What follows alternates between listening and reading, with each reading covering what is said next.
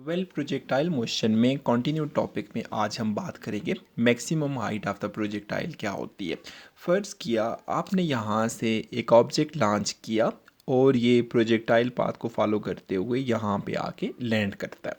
अब इस पूरे पाथ में हम ये देखना चाहते हैं ये जो प्रोजेक्टाइल का इसकी ज़मीन से सबसे ज़्यादा हाइट किस पॉइंट पे थी और कितनी होगी। तो श्योर बात है प्रोजेक्टाइल का एग्जैक्टली जो सेंट्रल पॉइंट होगा वहाँ से आपका एक्स एक्सिस तक का जो गैप होता है वो maximum height of the projectile कहलाता है। सो अगर हम इसको डिफाइन करना चाहें तो हम कह सकते हैं the maximum vertical distance reach by projectile from the projection level is called maximum height of the projectile. अब अगर हम maximum height of the projectile find करना चाहते हैं तो हम ये देखेंगे कि हमारे पास अवेलेबल डेटा कौन कौन सा है और उस डेटा की बेसिस पे हम कोई फार्मूला जनरेट कर सकते हैं। सो फर्स्ट ऑफ ऑल इतना मुझे पता है कि हम लोगों ने यहाँ पे वाई एक्सिस की इक्वेशन सॉल्व करनी है। रीज़न ये है कि आपके वाई एक्सिस पे हाइट इन्वॉल्व होती है और एक्स एक्सिस पे रेंज होती है। सो वाई एक्सिस में अगर हम देखना चाहें तो initial velocity along Y axis that is equal to we naught sine of theta, ये हम लास्ट टॉपिक में पढ़ के आए थे। फिर final velocity along Y axis जो है इसको मैं ज़ीरो कंसिडर करता हूँ। ज़ीरो क्यों? क्योंकि हाईएस्ट पॉइंट पे जाके वेलोसिटी का वर्टिकल कंपोनेंट ज़ीरो हो जाता है। अगर ये वर्टिकल कंपोनेंट ज़ीरो ना होता तो प्रोजेक्टाइल मज़ीद ऊपर जा सकता था। सो मज़ीद ऊपर नहीं जा रहा तो उसका मतलब इसका वाई कंपोनेंट ज़ीरो हो जाएगा। अब एक्सेलरेशन जो है ये बेसिकली आपके पास ग्रेविटेशनल एक्सेलरेशन है। इसको आप अगेंस्ट द ग्रेविटी जाते हुए माइनस जी लेते हैं और टूवर्ड्स द ग्रेविटी जब आप आते हैं तो उसको प्लस जी लिया जाता है। तो उसके बाद जो डिस्टेंस कवर्ड आपका एस होता है इसे इक्वेशंस ऑफ मोशन में वर्टिकल डायरेक्शन में आप हाइट एच कहते हैं और जब हम प्रोजेक्टाइल के लिए कैलकुलेट करेंगे तो इसको कैपिटल एच का नाम दे देते हैं। अब इस डेटा के मुताबिक अगर हम देखें तो हमारे पास third equation of motion most suitable होगी। तो थर्ड इक्वेशन ऑफ मोशन क्या होती है? 2as equals to v f square minus v i square. और क्योंकि हम वाई एक्सिस पे सॉल्व करना चाह रहे हैं so we say that 2 times acceleration along Y axis and distance along Y axis को हमने h कहा था equals to final velocity along Y axis जो है उसकी वैल्यू होती है आपके पास zero minus initial velocity along Y axis जो है वो V naught sine of theta है होल का स्क्वायर हो जाएगा। अब एक्सेलरेशन अलोंग वाई एक्सिस जो है that is equal to minus g. So हम इसे ऐसे लिख सकते हैं 2 into minus g into h equals to minus times v naught square sine square of theta. और फर्दर अगर हम इसे सॉल्व करें तो ये कुछ बनेगा -2gh equals to minus v naught square sine square of theta. Minus sine cancels out with minus sine so dividing both sides by 2g। तो जब हमने 2g से इसलिए उसको डिवाइड किया लेफ्ट हैंड साइड पे ये वैल्यूज़ कैंसिल हो जाएंगी और राइट हैंड साइड पे सॉरी लेफ्ट हैंड साइड पे आपके पास हाइट बच गई। राइट हैंड साइड पे v naught square sine square of theta divided by 2g हो जाएगा। So that is the mathematical formula for height of projectile. अब अगर हम इस हाइट की बात करें तो यहाँ पे हमारे पास अगर देखना चाहें कौन कौन से फैक्टर्स पे हाइट डिपेंड करती है तो इसमें height depends upon number 1 v naught means that initial velocity, then उसके बाद साइन ऑफ थीटा पे डिपेंडेंट है ये साइन ऑफ थीटा यहाँ पे आ जाएगा आपके पास लाइक आपका एंगल ऑफ प्रोजेक्शन। और थर्ड वन इन्वॉल्व फैक्टर जो इसमें है दैट इज़ ग्रेविटेशनल एक्सेलरेशन। अब अगर आप इन तीनों फैक्टर्स को देखें तो बेसिकली आपके पास जो हाइट है वो इनिशियल वेलोसिटी पे डिपेंड कर रही है, एंगल ऑफ प्रोजेक्शन के साइन ऑफ थीटा पे डिपेंड कर रही है और ग्रेविटेशनल एक्सेलरेशन पे डिपेंड करती है। सो अगर आप किसी भी प्रोजेक्टाइल को हाईएस्ट हाइट तक लेके जाना चाहते हैं तो आप लोगों को इनिशियल वेलोसिटी बढ़ाना पड़ेगी, थीटा को बढ़ाना पड़ेगा क्योंकि साइन ऑफ थीटा की वैल्यू 0 पे मिनिमम होती है और 90 पे मैक्सिमम होती है। सो इसका मतलब है क्लोज टू जितना 90 जाएंगे उतना ही आपके पास हाइट ऑफ प्रोजेक्टाइल ज़्यादा होगी। और ग्रेविटेशनल एक्सेलरेशन जिधर ज़्यादा होता है उधर हाइट कम हो जाएगी और जिधर ग्रेविटेशनल एक्सेलरेशन कम है तो वहाँ पे हाइट ज़्यादा हो जाएगी। एज अ कंपैरिजन अगर हम बात करें तो अगर आप ज़मीन पे हैं और मून पे हैं सो सेम प्रोजेक्टाइल्स को थ्रो करते हैं with same velocities and angle, तो जो प्रोजेक्टाइल मून पे होगा वो ज़्यादा हाइट गेन करेगा और जो ज़मीन पे होगा वो कम हाइट गेन करेगा क्योंकि ज़मीन पे वैल्यू ऑफ जी जो है वो ज़्यादा होती है और मून पे वैल्यू ऑफ जी कम है।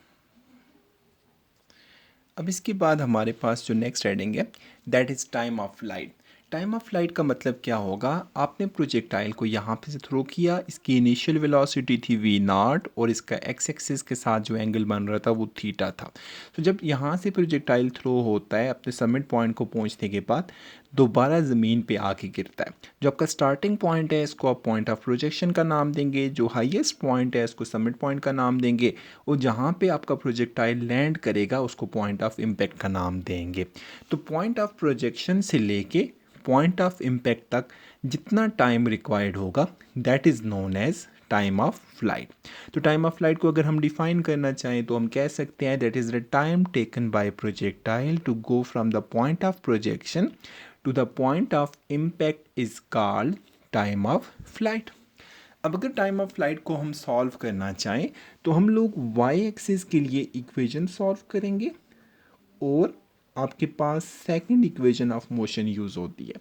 सेकंड इक्वेशन है s equals to V I T plus half A T square.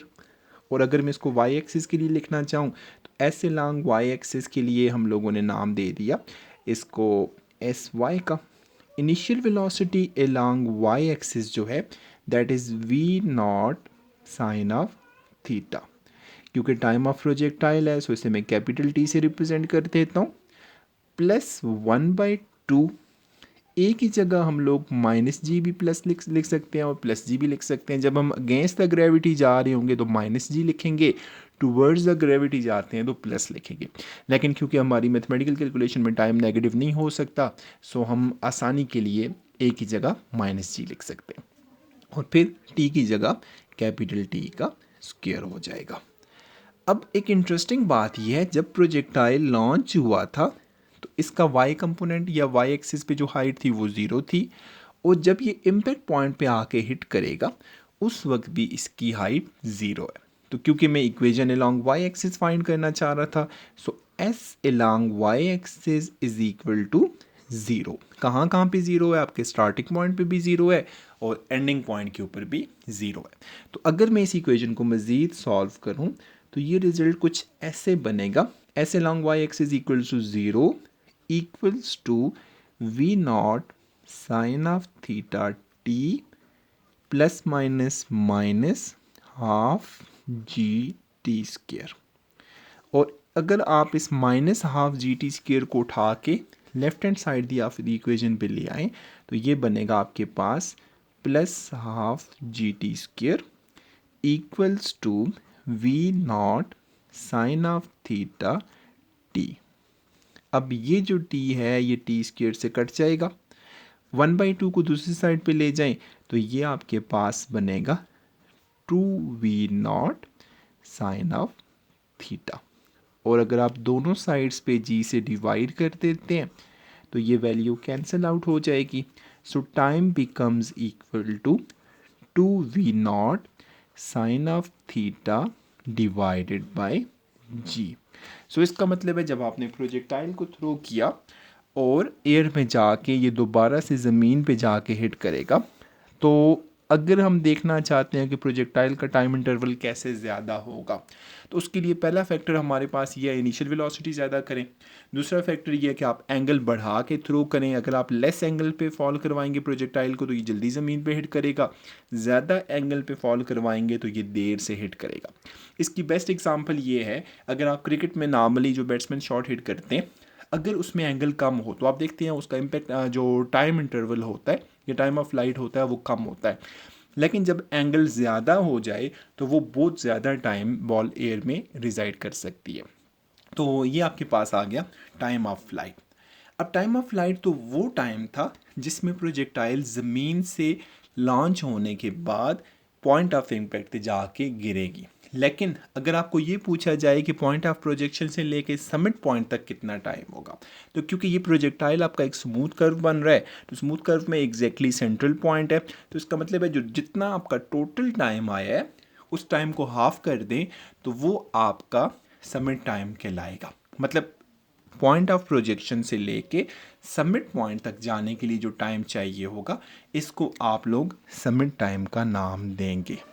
और ये जो समिट टाइम होता है that is the half of the time of flight. क्योंकि समिट टाइम को मैं टी प्राइम से रिप्रेजेंट कर रहा हूँ, तो t prime must be equal to t divided by 2। So that is another calculation for time of flight. Thank you very much.